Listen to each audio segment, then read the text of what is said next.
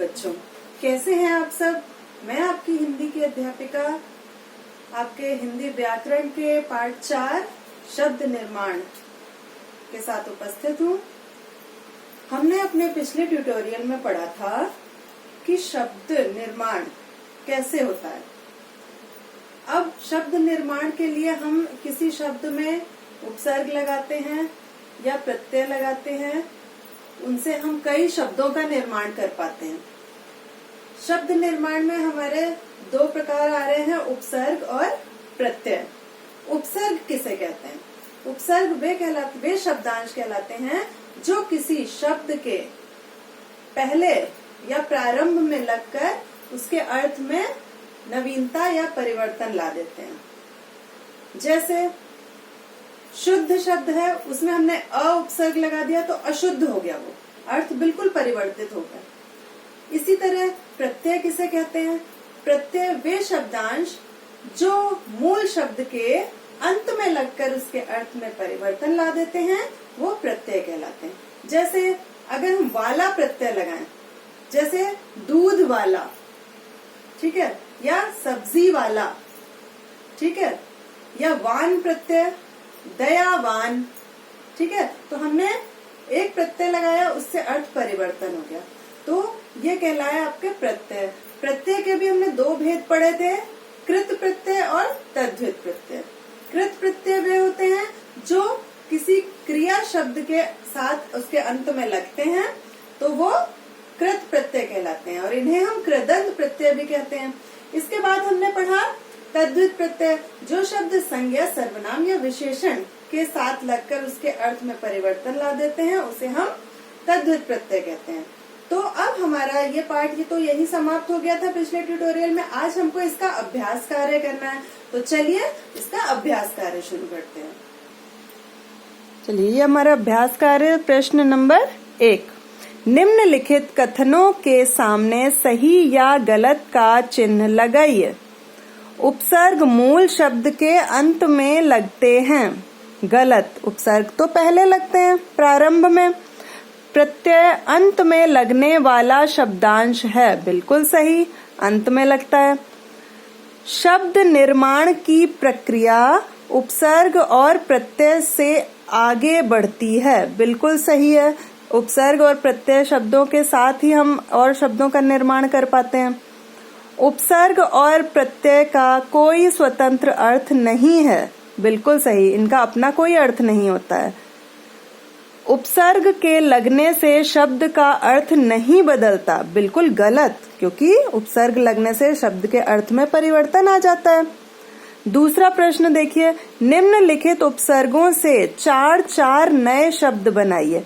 अब ये आपको उपसर्ग दिए हैं, इनका देखिए, ये देखिए, जैसे पहला है अ से हमने बनाया अधर्म, अशुद्ध, अभाव और अछूत।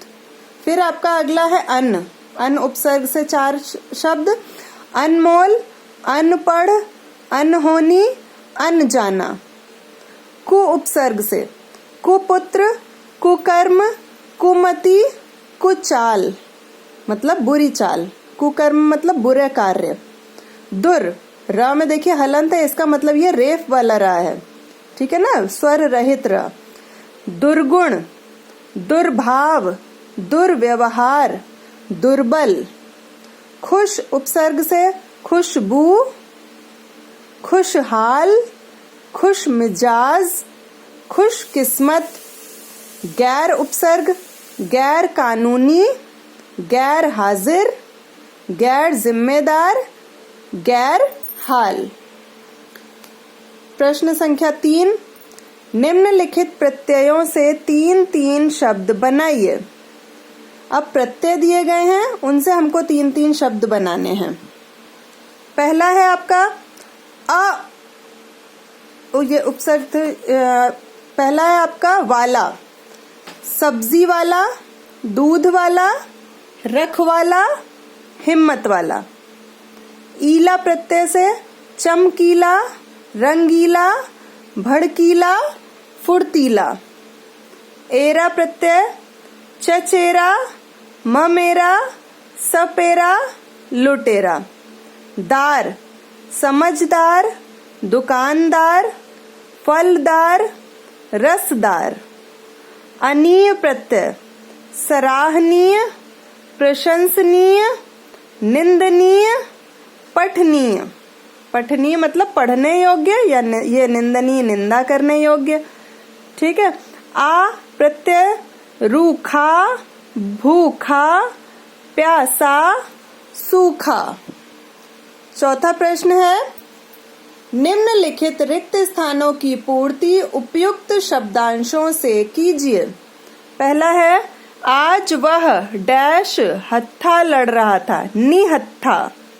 ठीक है, मतलब इसमें आपको उपसर्ग और प्रत्यय बताने हैं। अंधेरे में डरपोक, डरपोक ही घबराते हैं। मैं तो उसका एहसान मंद हूँ। माता पिता बच्चों के रखवाले होते हैं। वह धन के अभाव में पिस रहा है। तुम बहुत भावहीन हो।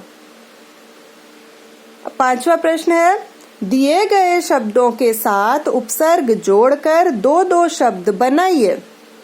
कार, उपकार, विकार। जय, विजय, संजय।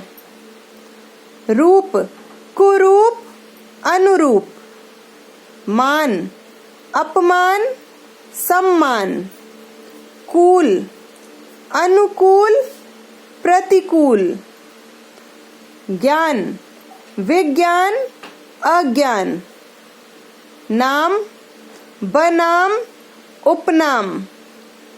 बनाम मतलब समझते हैं, जैसे हम इंग्लिश में पढ़ते हैं, जैसे अगर दो टीमों का क्रिकेट मैच हो रहा है, जैसे इंडिया का हो रहा है श्रीलंका का, तो हम क्या कहते हैं, India versus Sri Lanka. Versus means बनाम।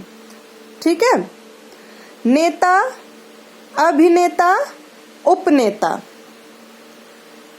6 नंबर प्रश्न है आपका, नीचे दिए गए शब्दों से मूल शब्द और प्रत्यय अलग करिए। मतलब इसमें मूल शब्द और प्रत्यय हमें अलग करना है। कसावट, कस जमा आवट। टकराहट, टकरा जमा आहट। लड़ाई, लड़ जमा आई।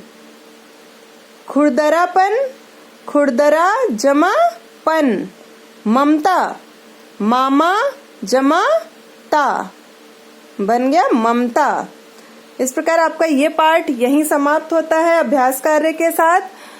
अगले ट्यूटोरियल में अगले पार्ट के साथ उपस्थित होंगी। तब तक अपना ध्यान रखिएगा सब। धन्यवाद।